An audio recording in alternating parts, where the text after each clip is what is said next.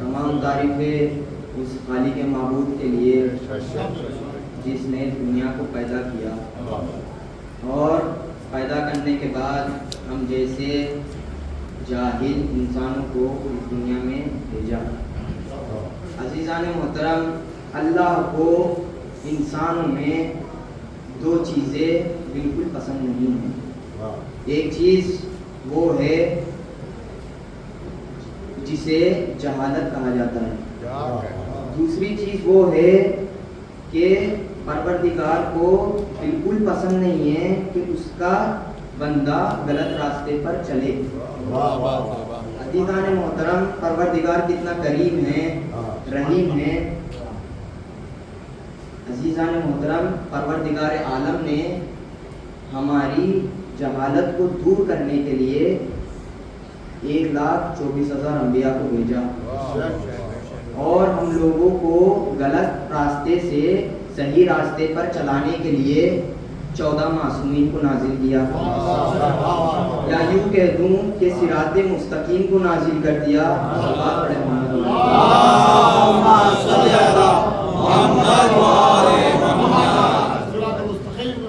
عزیزان محترم، ابتدائے موضوع ایک حقیقت کو بیان کرنا چاہتا ہوں کہ جو بندہ ہاتھ باندھ کے نماز پڑھتا ہے وہ اپنی مرضی سے نہیں پڑھتا،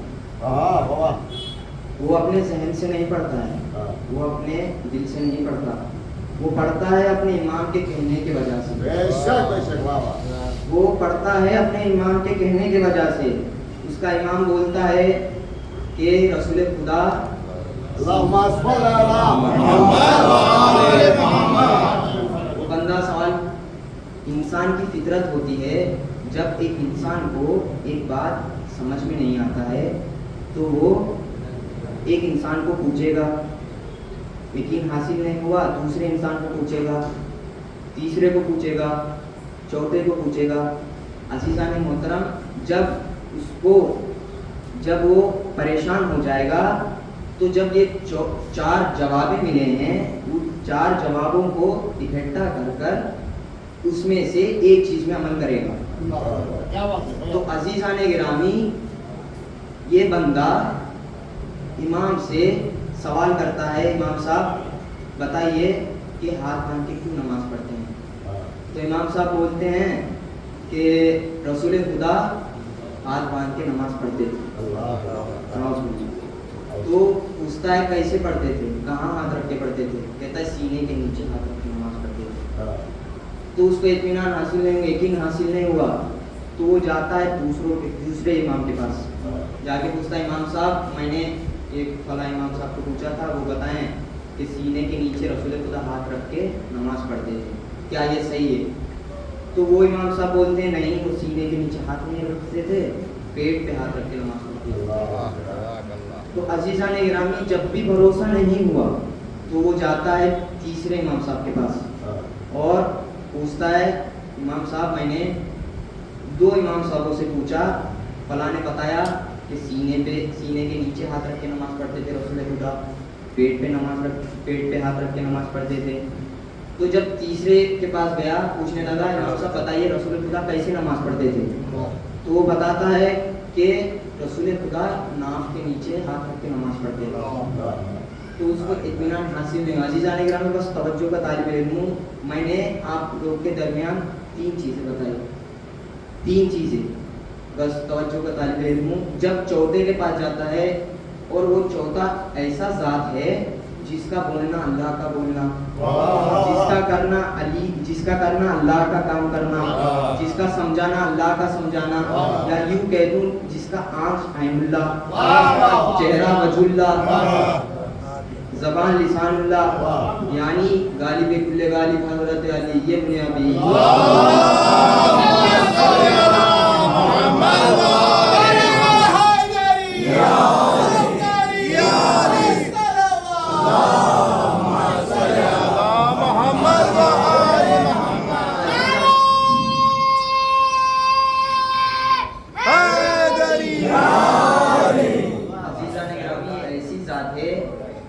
जिसका बोलना अल्लाह का बोलना है। वो बंदा गया मौला कायनात के पास, पूछने लगा मौला मैंने 3 लोग के पास गया है, 3 लोग के पास गया हूँ, वो लोग बता रहे हैं रसूल खुदा ऐसे नमाज पढ़ते थे, ऐसे नमाज पढ़ते थे, वैसे नमाज पढ़ते थे। तो मौला कायनात ने कहा उन लोग को तुम क्या मानते हो, उन लोग को तुमने क्या पुकारा? तो वो बताया कि मैंने उन लोग को इमाम साहब पुकारा है। तो बोलता है तुम इतने बड़े जाहिल हो कि जो रसूल खुदा के कातिल हो उन लोग को तुम इमाम कह रहे हो? तो तौबा करते कहता है इमाम, कहता है मौला मैं मुझे नहीं जानता हूँ मैं। तो मौला कायनात कहते बता तुम्हारा क्या सवाल है? तो कहता है रसूल खुदा कैसे नमाज पढ़ते थे? तो मौला बताए कि हाथ खोल कर नमाज पढ़ते थे। तो जैसे ही बताना था कि उसको इत्मीनान हासिल हो गया, क्योंकि अमल कबूल होता है इमाम की वजह से, अमल कबूल होता है इमाम की वजह से। सल्लल्लाहु अलैहि मोहम्मद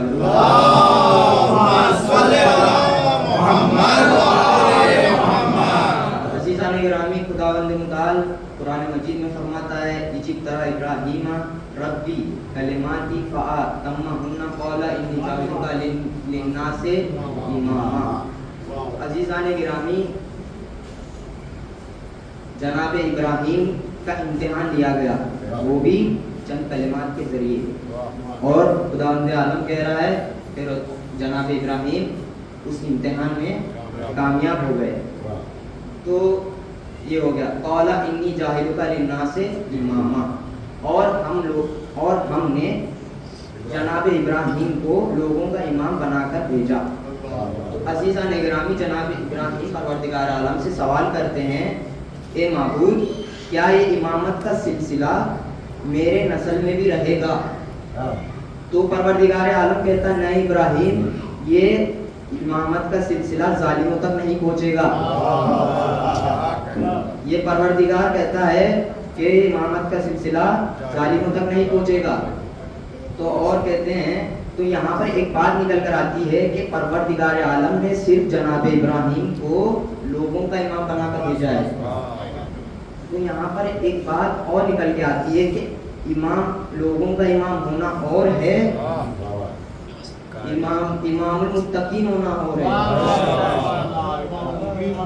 سوال پڑے محمد والے.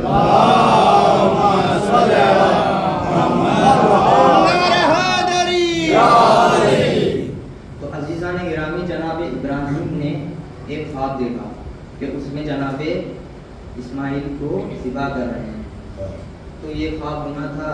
تو صبح اپنے بیٹے کے پاس آتے ہیں، کہتے ہیں، گلے لگا کے کہتے ہیں یہ بیٹا اسماعیل میں نے خواب دیکھا ہے، ایک عجیب و غریب خواب دیکھا ہے کہ میں اس میں انہیں ذبح کر رہا ہوں. تو اس فرزند کے سلام ہوں کہ جس نے کہا ہو بابا جو آپ نے خواب دیکھا ہے اس کو کر گزریے، جو آپ نے خواب دیکھا ہے اس کو کر گزریے. اس کا مطلب یہ ہے کہ جناب اسماعیل کے نظر میں کچھ ایسے ثابت تھے جن کی وجہ سے جناب اسماعیل ایسا بول رہے تھے. تو میں یہاں امت مسلمہ سے ایک سوال کرنا چاہتا ہوں کہ جناب ابراہیم کے خواب پہ بھروسہ ہے، یقین ہے، اطمینان ہے، لیکن وہ بندہ بولتا ہے کہ ہاں بھائی کیونکہ وہ نبی ہیں، نبی کا خواب سچ ہوتا ہے، حقیقت ہے. تو میں کہوں گا کل کے ہم تو جب یہ نبی ہے، وہ تو نبیوں کے سردار محمد ہے، جب وہ غدیر کم کے میدان میں علی کو بلند کر کے کہا میرے بعد یہ مولا ہے، تو وہ تم بلا دیے.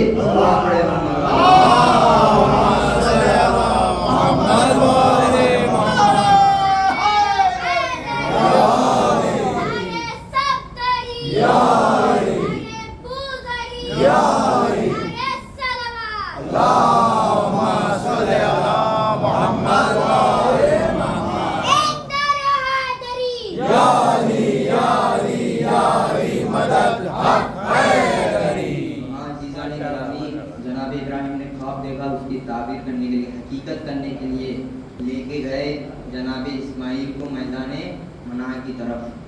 ایک ہاتھ میں چھری ہے، ایک ہاتھ میں جناب اسماعیل لے کے گئے، پہنچے میدان منع کی طرف.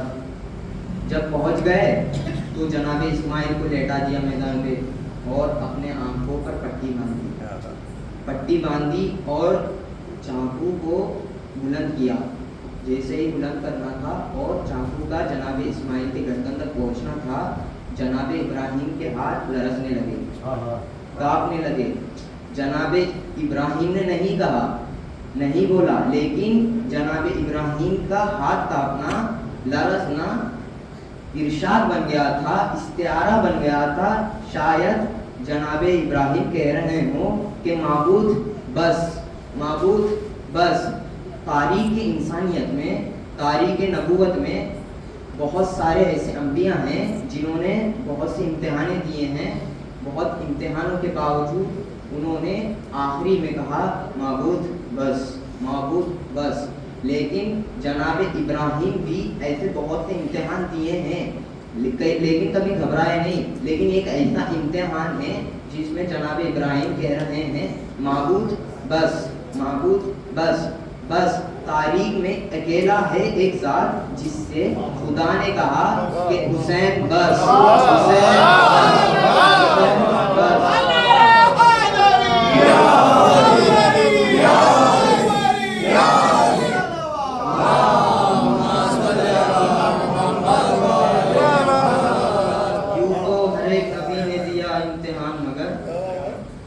یوں تو ہر ایک نبی نے دیا امتحان مگر ایک وقت وہ بھی آیا کہ سب نے کہا کہ بس. بولا میرا حسین خدا اور انتہا، لیکن میرے حسین سے رب نے کہا کہ بس.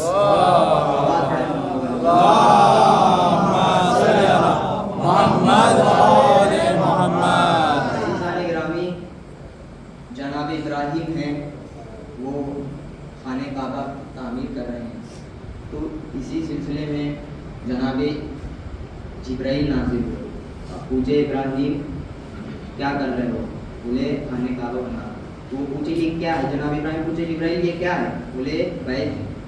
तो ये एक मंजर मद्देनजर रखिए, तवज्जो का तालिब मद्देनजर रखिए।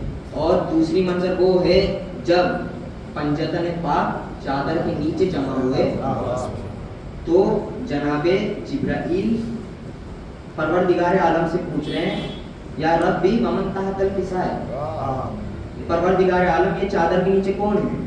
तो परवरदिगार आलम फरमाता है ये अहले बैत है। तो वहां पूछने वाला कौन था? जनाब इब्राहिम। जनाब इब्राहिम पूछ रहे हैं जिब्राइल ये क्या है? तो जिब्राइल बताए ये बैत है। तो यहाँ पूछने वाला कौन? जनाब जिब्राइल। बताने वाला कौन? अल्लाह। तो कैसे जाहिल मुसलमान हैं जिब्राइल के कहने से बैत को मानते हैं, अल्लाह के कहने से अहले बैत को नहीं मानते। जिब्राइल के कहने से बैत को मानते हैं, अल्लाह के कहने से अहले बैत को नहीं मानते। बात पढ़े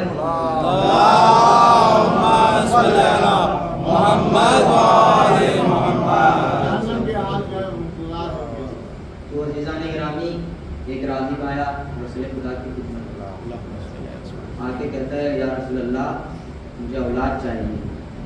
तो रसूल खुदा कहते हैं जा तेरी नसीब में औलाद नहीं है। तो राग़िब रसूल खुदा की खिदमत से उदास होकर मायूस होकर जा रहा है। रास्ते में इमाम हुसैन नजर इमाम हुसैन मिले, मुलाकात हुई। पूछे इमाम हुसैन ये राग़िब ये उदासी का क्या सबब है? तो राग़िब कहता है ए मौला मैं अभी आपके नाना की खिदमत से आ रहा हूँ, आपके नाना से मैंने औलाद तलब की तो वो कह रहे हैं कि जा तेरी नसीब में औलाद नहीं है। तो बोले ए राग़िब तुम भी कितने अकल के अंधे हो, तुम्हें भी समझ में नहीं आ रहा है। नाना को पता है जो किस्मतों को बदल दे उसे हुसैन कहते हैं। नाना को पता है जो किस्मतों को बदल दे उसे हुसैन कहते हैं। तो तारीख में है कि इमाम हुसैन ने राग़िब को 7% अता किए, 7% अता किए। तो राग़िब आता है इमाम हुसैन के पास, कहता है मौला बस कीजिए। तो अगर तारीख में है अगर उस वक्त राग़िब इमाम हुसैन से मना ना करता तो आदम के औलाद एक तरफ होते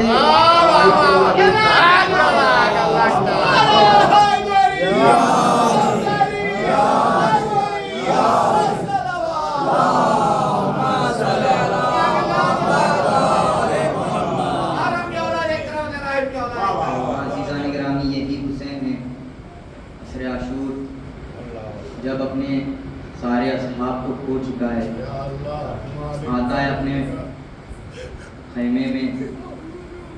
जब तन्हाई का आलम महसूस किया इमाम ने, जाते हैं करबला में एक बुलंद मकाम पर, देखते हैं जाके, कभी आगे देखते हैं कभी पीछे देखते हैं, कभी दाएं जानिब देखते हैं कभी बाएं जानिब देखते हैं। कहते हैं वो असहाब क्या हुए मेरे, जिसके नाना के पास भी ना थे वो असहाब, बाबा के पास भी ना थे, भैया के पास भी ना थे, वो असहाब थे मेरे जो अल्लाह ने मुझे अता किया। और जब ये तन्हाई का आलम महसूस किया, इमाम ने आवाज़ इस्तिग़ाज़ा बुलंद किया, कहने लगे हलमिन नास व यनसुरना। ये आवाज़ का बुलंद होना था कि खैमे में कोहराम मच गया, रोने की आवाज़ें बुलंद हो गई। इमाम हुसैन जल्दी खैमे में जाते हैं, पूछते हैं ज़ैनब अभी तेरा भाई जिंदा है, अभी तेरा भाई सलामत है?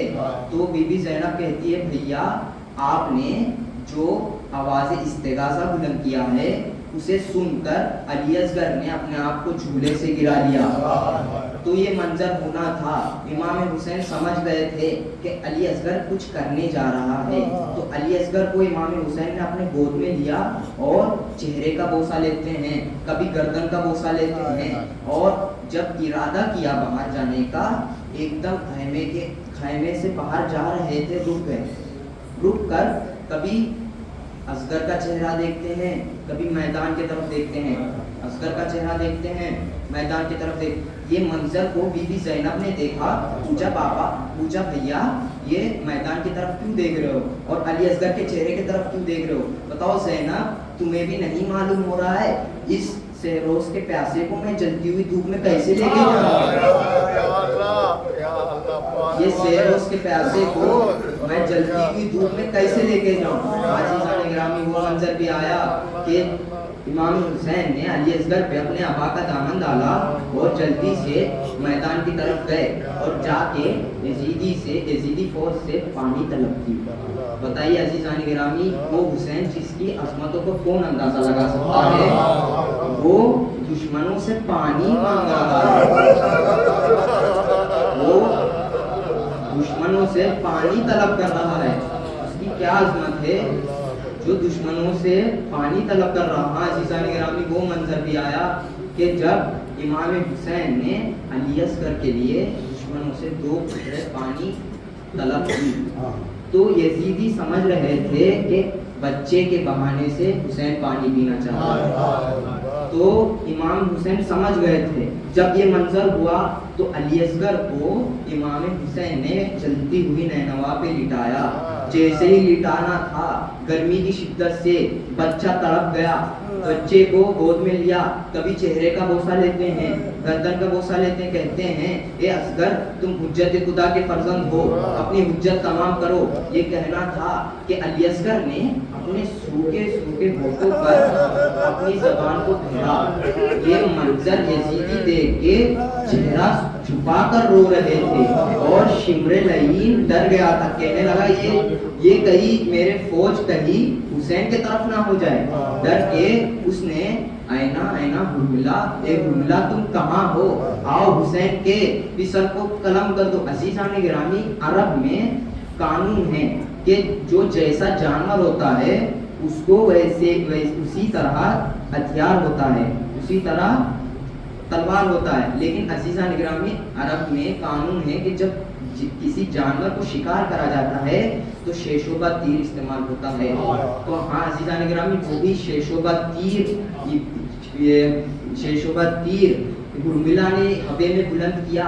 जैसे ही अली असगर ने तीर को अपने तरफ आते हुए देखा, जल्दी से अपने बाबा के हाथों से कूद गए। रिवायत में है कि वो तीर इतना वजन था कि अली असगर उसको सहन ना कर सके। रिवायत में है कि तीर असगर के इस गर्दन से जाकर इमाम के बाजू में पेवस्त हो जाता है। इमाम हुसैन के इन्ना लिल्लाहि व इन्ना इलैहि राजिऊन। वो क्या वक्त है आज़ीज़ान गिरामी, वो वक्त भी आया कि जब इमाम हुसैन ने अली असगर के खून को चुल्लू में भरा और भर कर आसमान की तरफ इशारा करना चाहे तो आसमान से आवाज आई, ए हुसैन अगर इस लहू का एक कतरा भी आसमान की तरफ आ जाए तब कयामत तक एक बूंद पानी जमीन पे नहीं आएगा। तो यही सबर का मंजिल है इमाम हुसैन पर। वही खून जमीन की तरफ इशारा करना चाहा, जमीन से आवाज आई, ये हुसैन अगर ये खतरा खून अगर जमीन पे आ जाए तो क़यामत तक अनाज का एक दाना नहीं उगेगा। तो अजीज़ान गिरामी, देखिए क्या मंजिल है इमाम हुसैन की। कह रहे हैं इनकार आसमां को राजी जमीन नहीं, असगर तुम्हारे खूह का ठिकाना कहीं नहीं। अजीज़ान गिरामी, अली असगर के लाशे को खैमे के पीछे लेके जाके अपने जुल्फ़ार से लहद खोदे, एक छोटी सी लहद खोदे और अली असगर को अंदर रखते हैं, लहद में डालते हैं, कभी अपने कलेजे से लगाते हैं। रिवायत में है अगर कोई जानवर, छोटा जानवर अगर उस लहद में आ जाए तो मर जाएगा, क्योंकि गर्मी की इतनी शिद्दत थी। इमाम हुसैन ने अली असगर को कभी लहद में लिटाया, कभी अपने सीने पे लिटाया। कहते हुए गए, नन्ही सी लहद खोद के असगर को गाड़ के शबीर को खड़े हुए दामन को गाड़।